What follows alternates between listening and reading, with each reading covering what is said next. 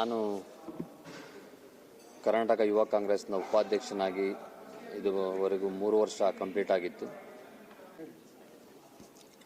ನಿನ್ನೆ ವಿಧಾನಸೌಧದಲ್ಲಿ ಏನು ಪಾಕಿಸ್ತಾನ್ ಜಿಂದಾಬಾದ್ ಅಂತ ಕೂಗಿದ್ದಾರೆ ಅಂತ ಹೇಳಿಕೆ ಏನಿದೆ ಅದನ್ನ ತಿರುಚಲಾಗಿದೆ ಅಂತ ನಮ್ಮ ನಾಯಕರುಗಳು ಆಲ್ರೆಡಿ ಸ್ಪಷ್ಟನೆ ಕೊಟ್ಟಿದ್ದಾರೆ.